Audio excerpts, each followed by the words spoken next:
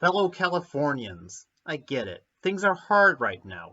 A lot of us are strung out, unemployed, and suffering. We see a cocktail of tyranny, insanity, and tragedy in the world around us. We all want the pandemic to die down and for all of us to go back to normal and make up for the years that were taken away from our lives. But if we want to see real change in the world, we must utilize the electoral process to its fullest. We want a way out of the pandemic and out of things just being too expensive to allow us to live.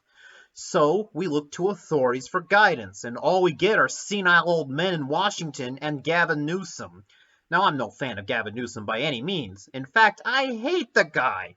He raised taxes on businesses, made racial discrimination in college admissions legal, and increased minimum wage in such a way that made cost of living skyrocket. Now, as much as I despise him, I'm not going to have him recalled, and it's for a much simpler reason than you might think. I have faith in our electoral process, even if it doesn't go my way. I mean, the same people that defended the electoral process back when Trump got elected without a popular vote now co-opt the electoral process when it's politically convenient to them. But here's the thing you need to know about the recall. It amounts to a petty coup that disregards our electoral process, and it's important to remember that we have elections every 4 years and serves as the foundation to our government. We have almost 200 years of electoral tradition that goes back before we were even a part of America.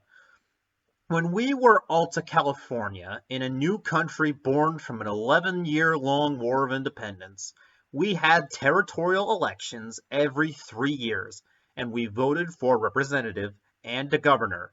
And that governor would in turn vote for president and the National Congress on behalf of us.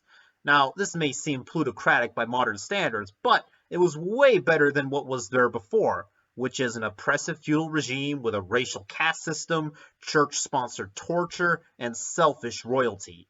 Yet, despite the system, we were able to vote on issues that changed our frontier land for the better. Hell, as early as 1828, we elected a governor who voted for a president that abolished slavery. We voted to give land grants to Native Americans and darker-skinned mestizos. Hell, we were even given a more direct form of governance that emphasized social mobility for the first time in our lives. I mean, the kids don't want to go to school, but hey, compulsory schooling, yes. That was the first time we've ever seen compulsory schooling in our entire lives, giving us new reign and control over our very lives and careers. Hell, even as the Americans came and conquered us, we never stopped voting on ways to improve society. A string of military governors implemented newfound freedoms that we've simply never experienced before. For the first time ever, we enjoyed religious liberty and the freedom to protest. It was at first to accommodate the heathen gringos that conquered us, but we were so empowered by the changes that we made our first state governor resign due to his racist and genocidal tirades. Hell, when we were admitted to the Union in 1850, we were made a slave-free state. Even though our second governor would try to implement genocidal pogroms, he got booted from the Democratic Party and subsequently banned from politics. So yeah, that was a great time for us. We worked at ensuring a sanctuary for runaway slaves and to ensure that everyone was treated fairly under the law. Even though we still wound up implementing Jim Crow laws, we made our patent and copyright laws the most lenient in the entire nation. That would attract the newfound motion picture industry, as they now had the freedom to use any brand of film they wanted without Edison's lobbyists, bringing them down, and to tell any kind of narrative that they wanted without being seen as weirdos by everyone in the community. But little did we know at the start of the 20th century that California-based directors would influence cinema and culture on an international scale. We reduced taxes that would end up attracting some of America's best and brightest, and it even led to the greatest technological advances of the 20th century, like practical use tape recorders in the 40s, solar panels in the 60s, internet in the 80s, and USB in the 90s.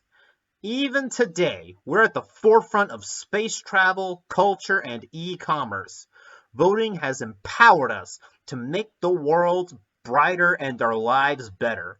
After all, if you can control the government, you can control everything. We've had nearly 200 years of electoral tradition, so why fuck it up now? So please don't recall Gavin Newsom, because we can just vote him out next year lest he resign. Thank you.